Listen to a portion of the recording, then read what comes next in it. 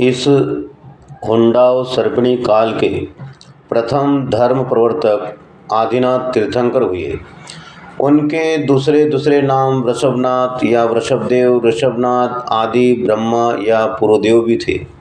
वे सर्वार्थ सिद्धि से च्युत होकर आषाढ़वदी द्वितीया को भारत की प्रसिद्ध नगरी अयोध्या के राजा नाभिराय की रानी मरुदेवी के गर्भ में आए।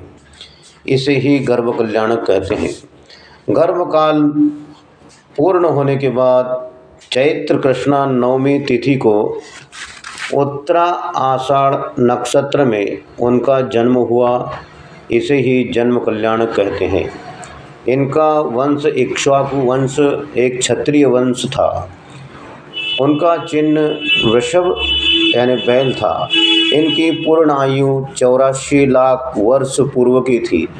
इनका कुमार काल अर्थात बाल्यकाल 20 लाख वर्ष पूर्व का था। इनके शरीर की लंबाई 500 धनुष की थी। उनके शरीर का वर्ण शुद्ध स्वर्ण के समान था।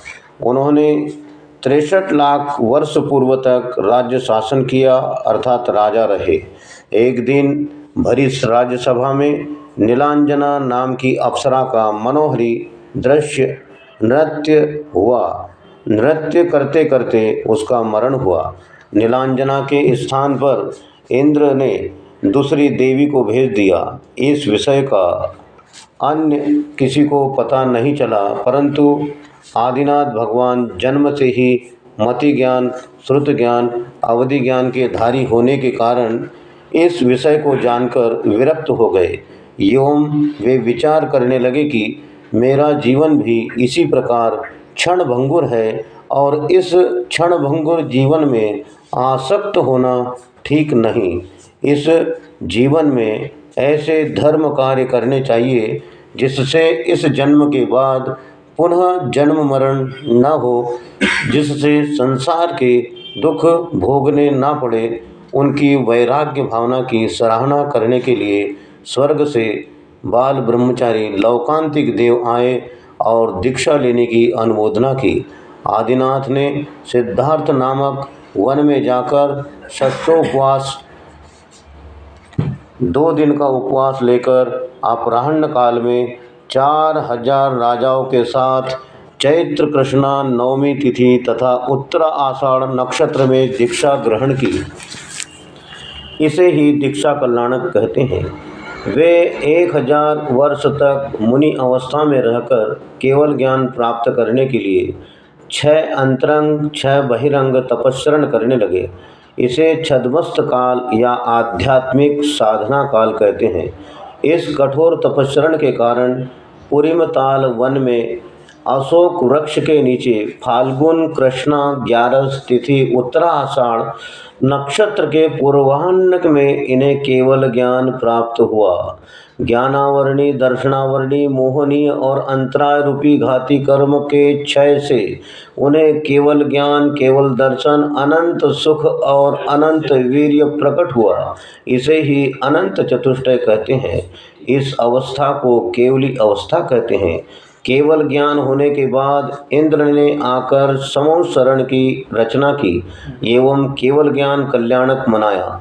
भगवान आदिनाथ तीर्थंकर देव ने 1000 वर्ष कम 1 लाख पूर्व तक दिव्य ध्वनि के माध्यम से जिन धर्म का प्रचार प्रसार किया, इनका एक विशाल धर्म संघ था।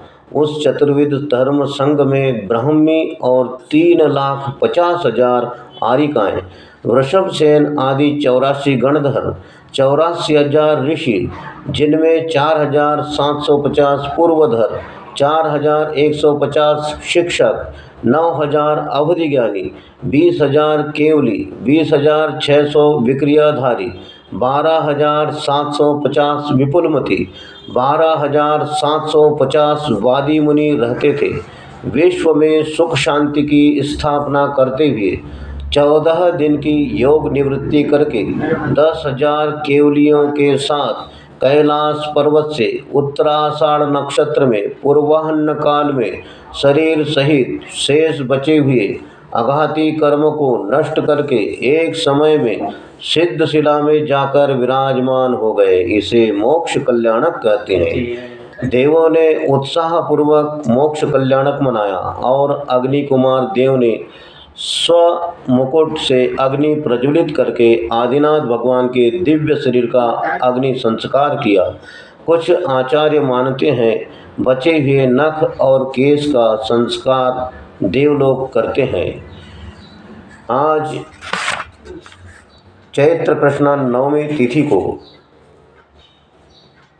भगवान श्री आदिनाथ का पूरे भारतवर्ष में जन्म कल्याणक जन्म जयंती मनाना चाहिए। जैसे भगवान महावीर स्वामी की जन्म जयंती बड़े धूमधाम से मनाई जाती है, उसी प्रकार पूरे भारतवर्ष में प्रथम तीर्थेश्वर श्री आदिनाथ भगवान की भी जन्म जयंती मनाना चाहिए।